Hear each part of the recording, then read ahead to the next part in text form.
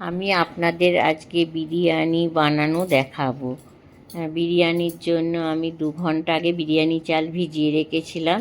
তারপরে কড়াতে তেল গরম করে আমি পেঁয়াজগুলোকে আর কি এটাকে বেরেস্তা বলে, এটাকে ভেজে তুলে রাখবো। রাখার পর আমি এদিকে গোটা গোটা আলু কেটেছি। আলুগুলো একটু নুন, হলুদ আর কাশ্মীর লঙ্কার গুঁড়ো মেখেছি। ওই সাদা তেলেই এই আলুগুলোকে আমি ভেজে নেবো। আস্তে আস্তে ঝিমে আঁচে দেবো। এবার এটাকে আমি আলুগুলোকে আবার একটু চাপা দিয়ে দেবো। এদিকে আমি মাংসটাকে বেছে রসুন আর আদা এটাকে পেস্ট করে নেবো। নিয়ে এই রসুন আদার যে পেস্টটা ওটা আমি একটা ন্যাকড়ার সাহায্যে আর কি ভালো করে ওটাকে রসটা ওগুলো চেপে চেপে চেপে দিয়ে দেবো।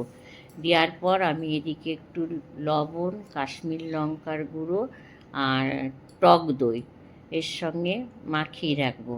আর এদিকে বিরিয়ানি মশলা এটা মাখিয়ে রেখে চাপা দিয়ে রাখবো অন্তত 1/2 ঘন্টা মতন।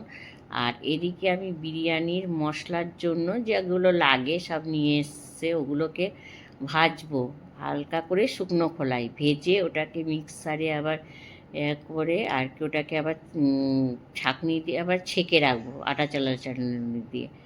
আর এদিকে কুকারের মধ্যে আমি তার সঙ্গে একটু অ্যাড করব শুকনো লঙ্কা আর গোলমরিচ কটা দিয়ে কুকারে একটু সিটি দিয়ে দেবো, 2টো সিটি দেওয়ার পর কেন এটা তো আবার দমে হবে। আর এদিকে আমি আর কি দুধের মধ্যে কেশর দিয়ে দেবো, কোনো কালার দেবো না, কেশর দিয়ে ওর মধ্যে বিরিয়ানি মশলা আর একটু কেওড়া জল দিয়ে আর আলুর মধ্যেও দিয়ে দেবো ওগুলো। আর দিয়ে ওটাকে নেড়ে আর একটু ঘি দেবো। আর আমি তলায় একটা প্লেট দেবো, কেন যদি আটকে যায়। আর এর মধ্যে এবার বিরিয়ানির চালটাকে দিয়ে দেবো। তারপরে যেগুলো করে রেখেছি এগুলো আর ওই পেস্তা দিয়ে আমি মাংসগুলোকে দিয়ে দেবো। আর মাংসগুলো আমার একটু ছোটো হয়েছে, কেন বিরিয়ানি করব বলে ভাবিনি গো। আমি মাংস রান্না তারপরে হঠাৎ দেখলাম বাড়িতে সব আছে, একটু বিরিয়ানি করি। এগুলো সাজিয়ে আবার তার মধ্যে উপর দিয়ে আবার এইগুলো দিয়ে একটু ঘি দিয়ে দেবো। ওই যে ঘি দেওয়ার পর আমি গরম মশলাগুলো দিয়ে আর কী করবো, এটাকে আমি দমে রেখে দেবো। আর আগে তো দমে রেখে দিতাম আর কি তোমার চারিদিকে আটা দিয়ে, তা আটাগুলো এখন আর দিই না গো, কেন একটা সিল চাপা দিয়ে দেবো। তার 1 ঘন্টা পর আবার একদম ঝিমিয়ে আঁচে দেবো।